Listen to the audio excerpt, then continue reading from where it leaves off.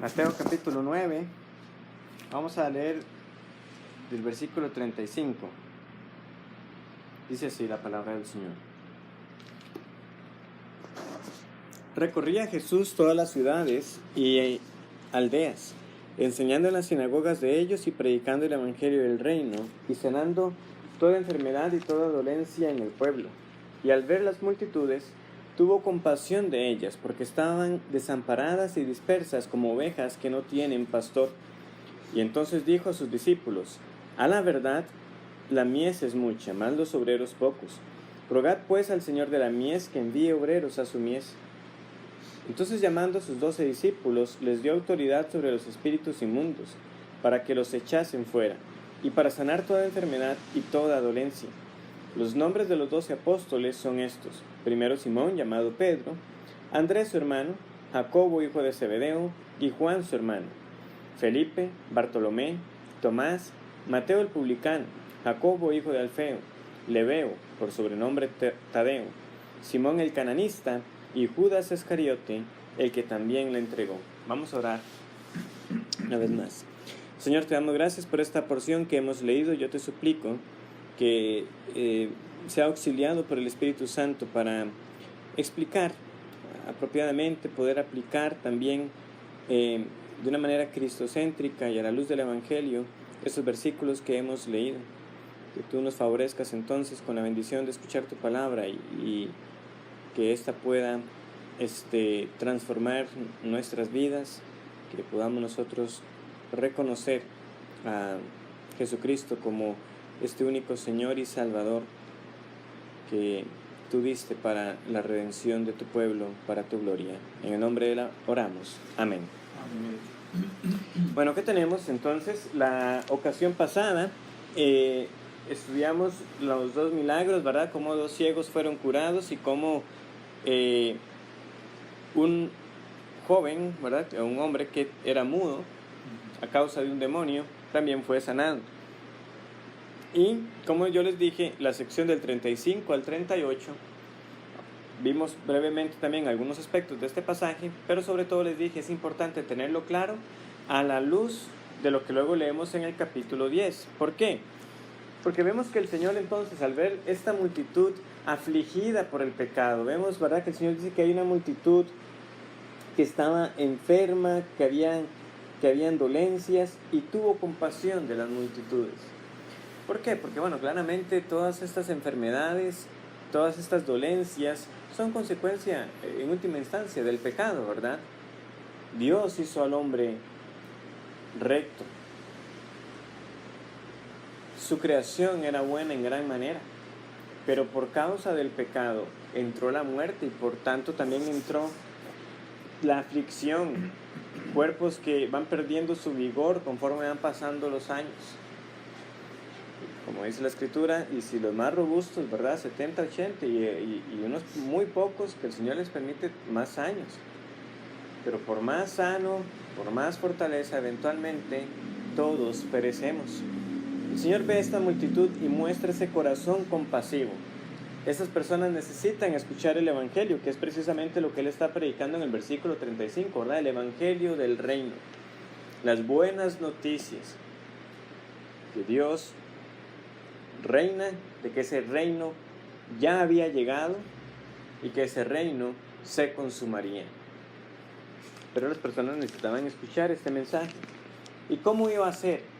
Si nosotros, ya teniendo eso sí, la revelación completa, sabemos que llegaría el momento en el que el Señor iría a la cruz, moriría, resucitaría y ascendería para estar de nuevo con el Padre. ¿Quién iba a predicar el Evangelio?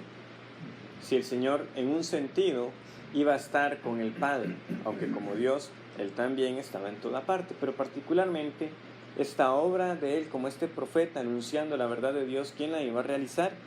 Por eso el Señor lleva la atención de sus discípulos para que vean, a la verdad la mies es mucha.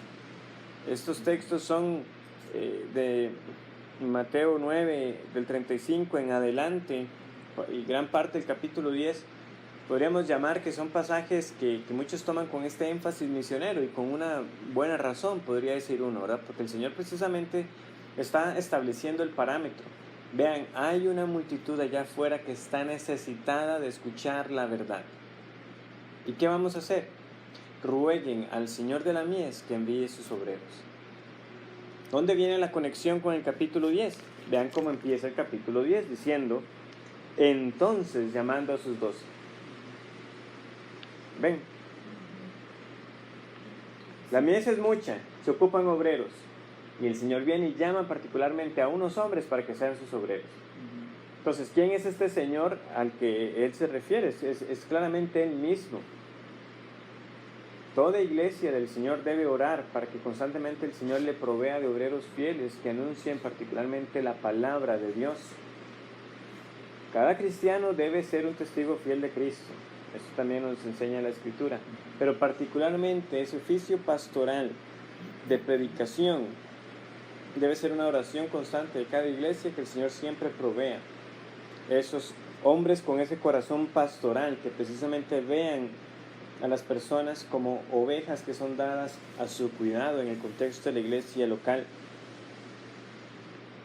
Entonces el Señor inicia llamando a estos 12 discípulos. Esto también es de consideración, ¿verdad? Porque luego vamos a leer en las cartas del Nuevo Testamento que los apóstoles son llamados también como ese fundamento, ¿verdad?, de la iglesia. Cristo, la piedra angular, y luego los apóstoles. Y vemos que ellos son como esos primeros obreros que el Señor llama. También podemos ver alguna característica en el hecho de que sean 12.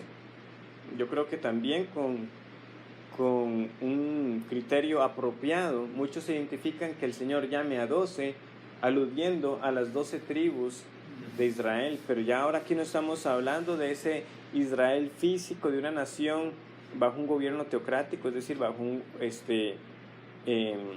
gobierno como fue dado ahora por antes, donde estaba esos reyes, esos sacerdotes.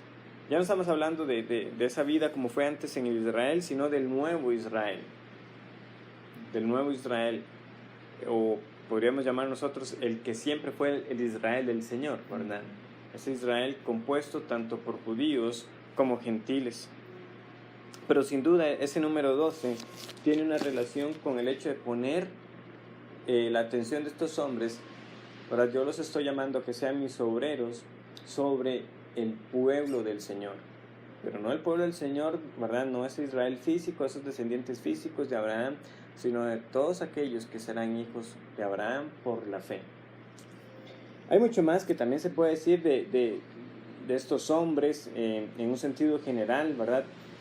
Pero nosotros iremos viendo de esos pasajes conforme avancemos en el Evangelio. Veremos que el Señor luego hablará a ellos de que ellos que lo han dejado todo por seguirle a Él, que ellos recibirán recompensa, incluso de que los tendrán cierta autoridad, de que les dará un reino, cosas como estas.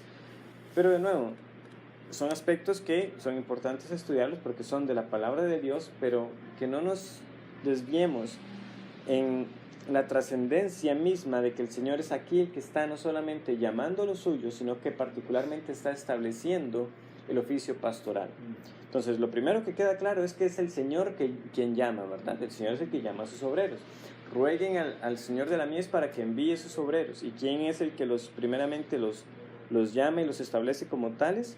Es el Señor Jesucristo. Porque Él dice, llamando a sus 12 discípulos, les dio autoridad. Es claramente el Señor el responsable. Es claramente el Señor el soberano en ello. Por eso yo les digo la importancia de esa oración y de cada congregación que ore de esa manera. Cuando las iglesias no lo entienden así, no se deben sorprender que luego claramente sean, podría decir uno, secuestrados por hombres que no son realmente del Señor, ¿verdad? Es que no oraron para que el Señor les diera realmente un obrero que fuera aprobado y dado por Él. Eso trasladando a una aplicación a nuestros días. Pero ciertamente vemos que el Señor es el que llama, pero particularmente es el que establece a estos discípulos como apóstoles. Porque vean que luego dice el versículo 2, los nombres de los 12 apóstoles. Ahora, primero dice que llamó a sus 12 discípulos, pero vemos ahora que el 2 les llama a los 12 apóstoles.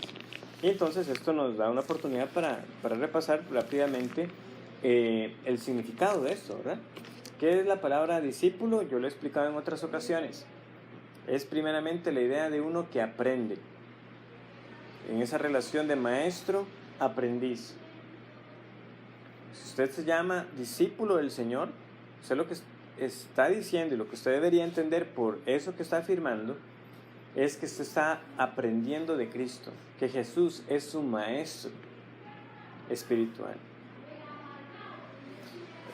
Ciertamente no excluye la idea de un seguidor, ¿verdad? Que muchos discípulos, seguidor, sí, un seguidor de Cristo, pero ¿qué es seguir a Cristo? O sea, ¿qué es seguir de Cristo para una hora? O sea, ciertamente no le seguimos en ese sentido literal como ellos iban detrás de Jesús. Pero ¿qué era lo que ellos hacían al seguir a Jesús? Escuchar las enseñanzas de Él.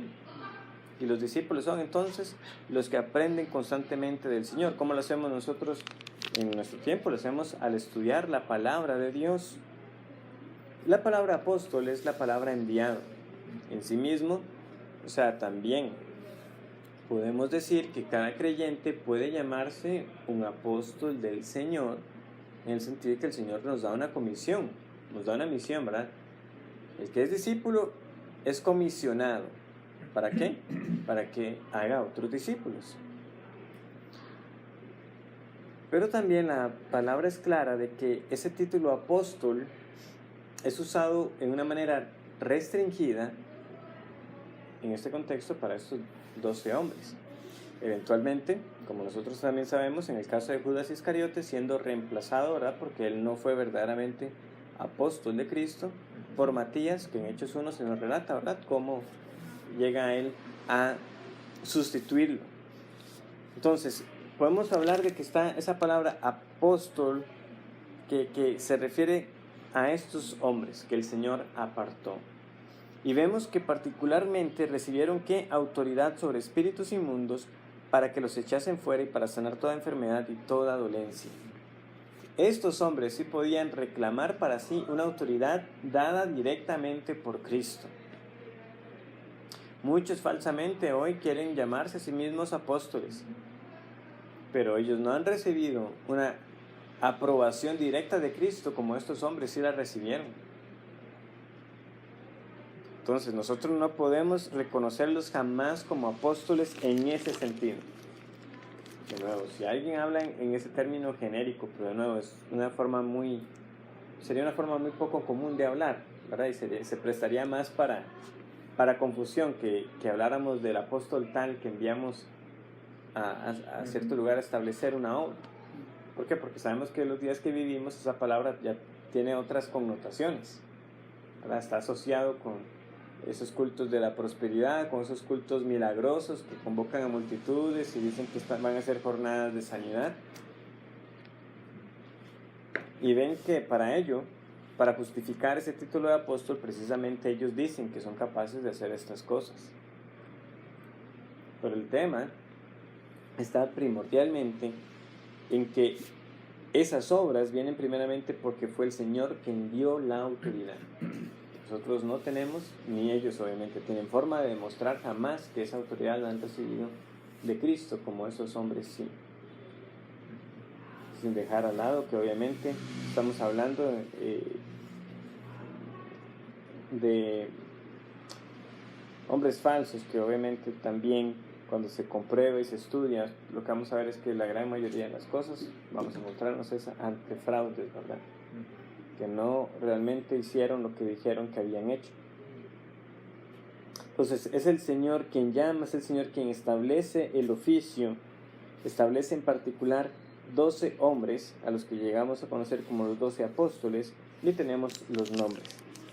Vean, aquí uno podría dedicarse a hacer luego toda una serie de estos 12 hombres, como acudiendo al título de un libro conocido, ¿verdad?, de MacArthur, 12 hombres comunes y corrientes, y estudiar las vidas de estos hombres. Pero hoy voy a hacer simplemente unos breves comentarios, y al estudiar el mismo Evangelio veremos que ahí tendremos oportunidad de estudiar un poco de algunos de ellos. Para hacer un estudio exhaustivo, realmente, como les digo, ya sería otra serie que tendría otro momento, otra ocasión para hacerlo, porque tendríamos que ir no solamente a los 4 evangelios, sino también a Hechos, ¿verdad? Porque en Hechos también leemos de los apóstoles.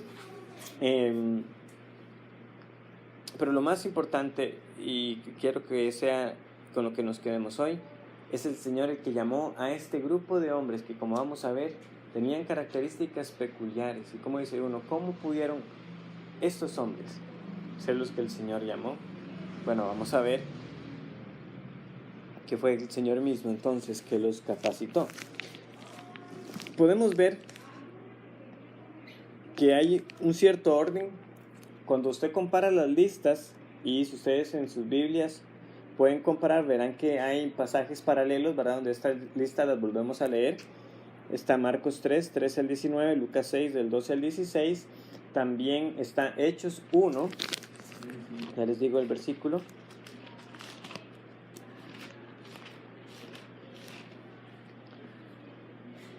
Hechos 1:13, ahí ustedes van a leer los nombres de los 12 apóstoles también. Bueno, de los 11 que en ese momento estaban, y obviamente más adelante que se nos confirma Matías como el número 12.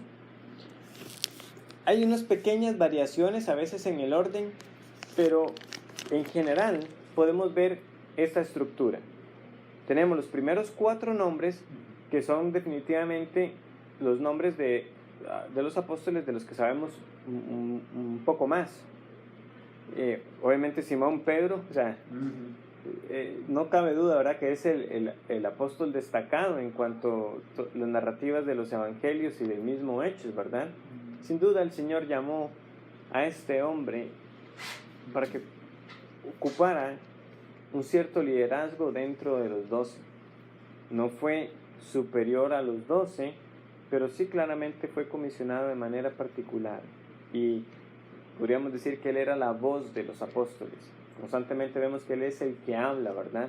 Era ese atrevido, a veces dando declaraciones excelsas, ¿verdad? Como tú eres el Cristo, el Hijo del Dios viviente, como también diciendo cosas muy necias, ¿verdad? El Señor, si eres tú, manda que, ¿verdad? Como y que obviamente en el mismo Mateo 16, si uno sigue adelante, luego el Señor diciéndole, apártate de mí, Satanás, porque no pones tu mirada. O cuando luego niega al Señor, como les digo, ven, hay material de Pedro para uno poder hacer una serie de estudios, pero corresponde a otra naturaleza, volver a estudiar cómo el Señor luego capacita a Pedro para que predique en el poder del Espíritu Santo, y luego se conviertan 3,000 personas, y posteriormente 5,000, nos dice Hechos. De nuevo, pues algunos dirán que eran 2,000 que se les sumaron los 3,000, o si eran 5,000 adicionales. El punto es, muchos fueron convertidos, ¿verdad?, bajo la predicación de Pedro, auxiliado por el Espíritu, el hombre que en un momento incluso llegó a negar al Señor. Pero como les digo, es otro estudio. Sabemos que el Señor había orado particularmente por este hombre para que su fe no faltara. El Señor oró por Pedro. Tenemos a Andrés, su hermano, obviamente una figura menor en comparación a Pedro, y sin duda menor a Jacobo, hijo de Zebedeo, y Juan, su hermano. Pero, como les digo, si ustedes comparan las otras listas, van a ver que en general Andrés también aparece como en ese primer grupito de 4, ese cuarteto. Pero vemos que aquí Mateo hizo una agrupación más como por también esa prominencia, pero también colocando a los hermanos juntos, ¿verdad? Pedro y Andrés, y luego Jacobo y Juan, su hermano.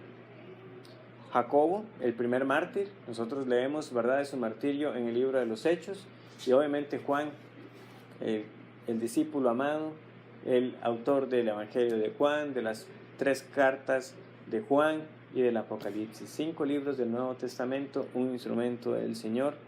No lo escuchamos realmente a él predicando juntamente con Pedro en Hechos, aunque siempre andaba con Pedro, pero Hechos nos dice que el que hablaba era Pedro. Pero ahí estuvo ese hombre, también utilizado grandemente por Jesús. ¿Qué más podemos decir de ellos dos? Fueron conocidos, ¿verdad?, como los hijos del trueno. En un momento, ¿verdad?, tuvieron aquella petición necia: Señor, ¿quieres que mandemos fuego del cielo? El Señor, ustedes no saben lo que están diciendo. La vez que mandaron a su mamá para que intercediera a favor de ellos y que les concediera que se sentaran el uno a la izquierda, el otro a la derecha, vemos que ciertamente tampoco eran hombres sin error. Tenemos luego una lista de discípulos menos conocidos: Felipe, Bartolomé, que este Bartolomé es el Natanael que leemos en Juan capítulo 1. Cuando ustedes comparan las listas de nombres, es un ejercicio que si quieren luego pueden hacer ya por aparte, meditando un poco de lo que ha sido la reflexión de hoy. Verán que comparan los nombres y verán que Bartolomé tiene que ser Natanael, el que leemos en Juan. Tenemos a Tomás, claramente, ¿verdad? ¿Quién no se acuerda de Tomás por sus expresiones de incredulidad, verdad? Si yo no pusiere, ¿verdad?, mi mano sobre sus heridas. Mateo el publicano, el autor de este evangelio. Ya estudiamos cuando el Señor le llamó, ¿verdad?, en Mateo 9:9. Pero vemos que Mateo mismo, aunque es él el que está escribiendo esta lista, él no se pone de primero. El Señor le salvó y como digo, va a su lista tal como el Espíritu Santo inspiró a Mateo para que lo escribiera. Tenemos Jacobo, hijo de Alfeo, Lebeo, por sobrenombre Tadeo. También este Lebeo en las otras listas lo vamos a conocer también como Judas, ¿verdad? Como Judas Tadeo. Un pequeño detalle: este Jacobo, hijo de Alfeo, aunque no sabemos mucho de él, también de Mateo sabemos que él era también un hijo de Alfeo. Pero así como vimos que Pedro y Andrés y Jacobo y Juan son puestos a la par porque eran hermanos, debemos entender de acá que Mateo no indica él mismo que tuviera una relación con este Jacobo. Por lo tanto, lo mejor es entender de que ellos no eran familia, sino que se trataba de otro Alfeo. Simón el cananista y Judas Iscariote, el que también le entregó. Como vemos, ¿verdad?, de estos tres últimos, sin contar a Judas, Jacobo, Lebeo o Judas y Simón el cananista, básicamente de ellos sabemos muy poco. Pero aquí están, conformando la lista de estos hombres que el Señor llamó. De Judas y de Iscariote, bueno, obviamente conocido el evento, y prácticamente vemos que constantemente Judas es presentado de esta manera, ¿verdad? Y Judas el Iscariote, el que también le entregó, y Judas el Iscariote, el traidor, y Judas el que también le vendió por las 30 piezas de plata, el hombre que al final de cuentas se quitó la vida, se suicidó. Mateo nos relatará cómo este hombre se quitará la vida. Hechos nos amplía el cuadro de cómo fue su muerte. Se ahorcó, su cuerpo cayó y terminó reventándose. Este fue el final de este hombre. Ciertamente el Señor sabía que Judas le iba a entregar. El Señor la sabía. Y cuando se da finalmente la cena, es evidente que el Señor dio incluso hasta una oportunidad para que este hombre se arrepintiera. Le confrontó con la pregunta: ¿uno de ustedes me va a entregar? Y vimos hasta dónde llegó la desfachatez, ¿verdad?, de este hombre. ¿Seré yo, maestro? Entonces aquí tenemos a los 12 apóstoles. Hemos visto que es el Señor el que llama, y sin duda es el Señor el que capacita. Él es el que les dio la autoridad, y de hecho nosotros luego leeremos de cómo ellos llegaron a expulsar demonios. También leeremos cómo en ocasiones no fueron capaces de expulsar demonios. Ya en los días posteriores a la ascensión de Cristo, vemos también cómo Pedro y Juan llegaron a obrar milagros, como la curación de un cojo, ¿verdad?, que estaba en el pórtico de Salomón, y otros milagros. El mismo Pedro que resucitará a Dorcas, ¿no?, por el poder del Espíritu Santo. El Señor llama, el Señor capacita. Es el Señor el que reúne a los que son suyos. El Señor sabía que había un traidor entre ellos, pero los que eran suyos, estos hombres, nosotros debemos considerar algunos aspectos. Ya mencionamos, ¿verdad?, así por encimita, aspectos biográficos, pero notemos esto. Por ejemplo, Este Simón que tenemos aquí como el cananista, nosotros también lo podemos leer como Judas Celote o el Celote en las otras listas. Este celote, que puede referirse a un ardor o un fervor religioso, sin duda apunta a que este hombre previamente, antes de que el Señor le salvara y lo comisionara como apóstol, perteneció a la secta que es conocida como la secta de los celotes. Secta quizás no tanto en el sentido religioso, porque era un grupo más político, era un grupo que era rebelde, que se oponía a todo lo que tenía que ver con el gobierno romano. De hecho, la palabra moderna que tenemos ahora para sicario está relacionada con estos hombres, porque ellos solían esconderse una daga conocida con ese nombre como sicar, y cuando estaban las multitudes aprovechaban esos tumultos para matar a hombres, y luego darse a la fuga. Algunos de ellos se llegaron a convertir en mercenarios, muchos de ellos fueron ese frente que buscó resistir a la invasión romana en Jerusalén, siendo finalmente, ¿verdad?, muchos de ellos muertos en lo que, durante ya la caída de Jerusalén. Y tenemos a ¿quién? A Mateo. ¿Qué era lo que hacía Mateo? Era un cobrador de impuestos. Es decir, tenemos a uno que no quería nada con el imperio romano, rebelde, no hay que pagar impuestos a esta gente, y tenemos a uno que estaba cobrando. ¿Y qué pasa? Viene el Señor y los pone juntos. Otros dicen, bueno, ciertamente en Pedro podemos ver un hombre que sí, o sea, ciertamente por esa intrepidez, por ese ser el primero en decir, y que a veces pues no fallaría, ¿verdad? Precisamente por ser ese primero en animarse a hacer ciertas cosas. Tenemos a Tomás, que era más bien como hasta incrédulo, ¿verdad? Podemos decir, en un sentido. Cuando nos dicen Pedro, podemos ver una figura optimista. Tenemos en Tomás alguien como pesimista, ¿verdad? Si yo no meto mi mano. En Juan 11, ¿verdad?, cuando leemos de la muerte de Lázaro, es Tomás el que dice, sí, vamos allá para que muramos también, y muramos todos allá. Un hombre trágico. Quizás Pedro alguien más valiente. El punto, lo que quiero recalcar, es que tenemos aquí sin duda un grupo diverso, ¿verdad? Un grupo compuesto por personas con diferentes características, diferentes cualidades. Unos llamados los hijos del trueno, los otros no sabemos realmente mayor cosa. Otros los vemos que fueron figuras que entendieron como que sí, son discípulos del Señor, pero no queriendo llamar esa atención, ¿verdad?, hacia sí mismos.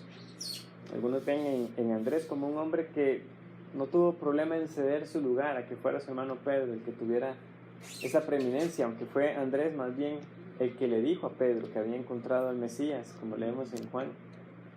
Pero no fue Andrés el llamado a ser ese primero entre los 12, esa figura de liderazgo. ¿Cómo puede ser posible que personas tan diversas puedan estar juntos en una misma causa por el poder salvador de Cristo? ¿Por qué? Porque el Señor los salvó a todos ellos. Y sí, a pesar de sus rasgos particulares en los cuales podían ser virtudes, y también los rasgos particulares en los cuales necesitaban ese auxilio del Espíritu Santo para que se manifestaran virtudes que podían estar menos evidentes en ellos y que destacaban en otros. El punto es este: es el Señor el que reúne a los suyos, Él los conoce, y en un sentido podemos ver una representación a escala de lo que es la iglesia del Señor, de lo que es la iglesia local. ¿Por qué? Porque ¿qué encontramos nosotros en una iglesia local? Encontramos exactamente lo mismo. Encontramos a personas de diferentes contextos que pueden amarse genuinamente porque el amor del Señor ha sido derramado en sus corazones. Jesús amó a estos hombres. Juan nos dirá que y los amó hasta el fin. Jesús amó a estos hombres, oró por ellos en particular. Sí, tuvo un círculo más cercano en Pedro, Jacobo y Juan que les permitió ver la transfiguración, pero Jesús amó a estos hombres, oró por ellos en Juan 17 para que fueran guardados, para que fueran santificados en la verdad. Pero eso mismo vemos nosotros como una realidad y a mayor escala en la iglesia local. Hombres, mujeres, niños, ancianos, de diferentes nacionalidades, de diferentes lenguas. No hay espacio en la iglesia para racismo, para xenofobia. No hay lugar en la iglesia para ello. ¿Por qué? Porque estamos ahí juntos, reunidos, proclamando a un mismo Cristo como Señor y Salvador. Y aún en un grupo como este, que hay aquí, también, si no hay diversidad también, es el Señor el que llama y salva. Y eso será hermoso cuando venga ese día final y nosotros veamos esa multitud que Juan describe como una multitud que nadie podía contar, de cada nación, de cada tribu, de cada raza, de cada lengua. Eso es lo que el Señor hace. Todas las diferencias que puedan haber afuera ya no tienen lugar en la iglesia.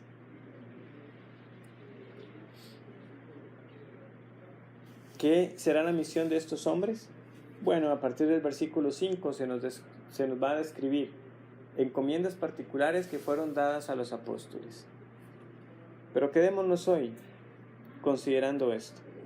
El Señor que llamó a estos 12 es el Señor que sigue llamando hoy, que sigue salvando a pecadores que vienen siendo salvados de diferentes pecados, que vienen con diferentes contextos, pero que tenemos, como estos hombres, no el encargo de ir y echar demonios y de sanar enfermedades, pero sí el encargo de anunciar a otros el evangelio de salvación, de que si somos discípulos de Él, hacer a otros discípulos. Fue el Señor el que los eligió, como Él les dirá en Juan, ¿verdad? No me elegisteis vosotros a mí, sino que yo os elegí a vosotros. Una vez más, eso es algo que también cada creyente hoy puede decir.